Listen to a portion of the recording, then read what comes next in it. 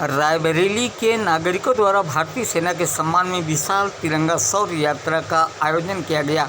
इस कार्यक्रम के मुख्य अतिथि प्रदेश सरकार के कृषि एवं उद्यान मंत्री दिनेश प्रताप सिंह रहे। तिरंगा शौर्य यात्रा निकालने से पूर्व श्री गुरु गोविंद सिंह उद्यान पार्क में आयोजित सभा को संबोधित करते हुए प्रदेश सरकार के कृषि एवं उद्यान मंत्री दिनेश प्रताप सिंह ने कहा कि भारत की सेना ने बहनों के सम्मान का बदला पाकिस्तान से ले लिया है। आज चारों तरफ देश में गली सीमाएं लांघकर प्रधानमंत्री नरेंद्र मोदी जी के साथ भारत के लोग खड़े हैं। आज सभी धर्म के लोग देश के साथ हैं। हर देशवासी प्रधानमंत्री नरेंद्र मोदी तथा अपने देश के प्रति पूरी दृढ़ता के साथ खड़ा हुआ है। उन्होंने कहा कि तिरंगा शौर्य यात्रा देश की सेना के प्रति सम्मान का भाव प्रकट करने के लिए आयोजित की गई। श्री सिंह ने कहा है कि जो चुटकी भर सिंदूर की कीमत समझता है वो मोदी जी के साथ हाथ में तिरंगा लेकर हमेशा खड़ा रहेगा। उन्होंने कहा कि भारत के दर्द को मोदी जैसा भाई ही महसूस कर सकता है।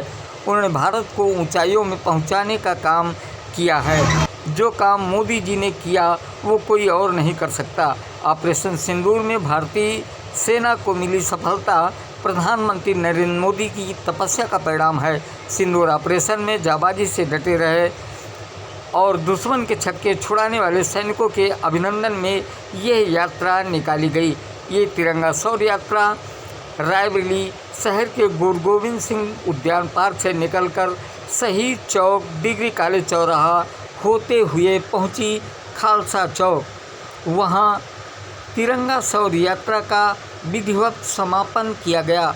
तिरंगा शौर्य यात्रा में भारतीय जनता पार्टी के बड़ी संख्या में कार्यकर्ता तो मौजूद ही रहे, वहीं बड़ी संख्या में रायबरेली शहर के नागरिक भी मौजूद थे। कुल मिलाकर देखने को ये मिला कि तिरंगा शौर्य यात्रा में लोग बड़ी संख्या में पहुँचे।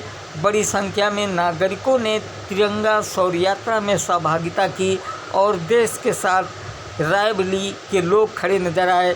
यदि देखें तो रायबरेली वासियों ने सेना के सम्मान में ये तिरंगा यात्रा निकाली। आइए सुनते हैं क्या कहते हैं। इस पूरे प्रतिशोध का बदला लेने में कम से कम उन सैनिकों जो शहीद हुए हैं उनके परिजनों के घरों में आज ये तो महसूस किया जाएगा कि रायबरेली के लोग कृतज्ञ भारत राष्ट्रभक्त हैं। उन्होंने कम से कम हमको विनम्र श्रद्धांजलि तो रायबरेली की पावन भूमि से मैं दे ही सकता हूं। जिन सैनिकों ने हंसते हंसते हमारी बहनों के सिंदूर के लिए अपना सर कटा दिया, तो क्या मैं रायबरेली से उनको श्रद्धांजलि भी नहीं दे सकता हूं?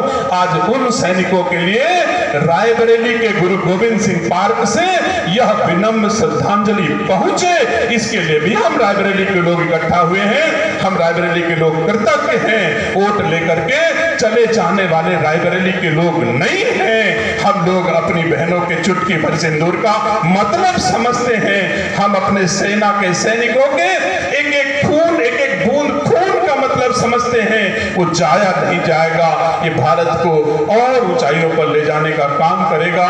एक बार पुनः अपने रायबरेली के सभी उन साथियों का जिनका मैं नाम, साथियों मुझे गर्व है अपने देश के प्रधानमंत्री पर, जो एक नेता के रूप में भी, एक संरक्षक के रूप में और एक पिता के रूप में अपने दायित्वों का निर्वहन करते हैं, बखूबी करते हैं। आज भारत को जिस ऊंचाइयों पर पहुंचाने का काम हमारे मोदी जी ने किया है, सम्मानित साथियों, आज तक इतिहास में 65-70 बरस में इस तरह का काम जो दुनिया का कोई भी राष्ट्र ऐसा नहीं है। एक टर्की को छोड़ दीजिए तो कोई भी पाकिस्तान के साथ खड़ा नहीं हो पाया।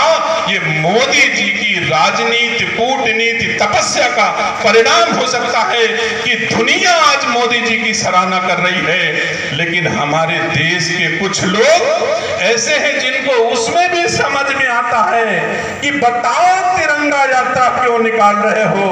अभी मैं जब यहां से निकलूंगा तो हमारे पत्रकार साथी पूछेंगे कि बताओ तिरंगा यात्रा क्यों निकाल रहे हो। कम से कम हम उनमें तो गिनती हमारी नहीं होगी कि हम सेना की सेवाओं के लिए साक्ष्य मांगे। कम से कम सेना की सेवाओं के लिए अभिनंदन तो तिरंगा यात्रा निकाल के कर सकते हैं कि नहीं कर सकते? आप हमको बताओ। सवाल हमसे पूछा जाएगा कि इसके पीछे राजनीति क्या है, ये भी बताओ। मैं सोचता हूं पहले ही बताना चाहता हूं कि इसके पीछे क्या राजनीति है। इस राजनीति नहीं है, ये देश प्रेम है। जिसको माटी के प्रति प्रेम होगा, जिसको भारतीय संस्कार संस्कृति में भरोसा होगा, जो समझता होगा चुटकी भर सिंदूर का महत्व, वो आज सेना को सलाम करके भारत का तिरंगा लेके गलियों में जरूर निकलेगा। इसके पीछे राजनीति नहीं है। और दम हो तो तुम भी तिरंगा लेकर के मोदी जी के पीछे खड़े हो, नहीं तो ये भारत, ये भारतीय संस्कृति तुमको आगे सम्मान देने वाली नहीं है। सम्मानित साथियों, इसलिए मेरा आग्रह है आज की तारीख में ये आवाज दुनिया तक जाए, देश तक जाए, कोने कोने तक जाए। उन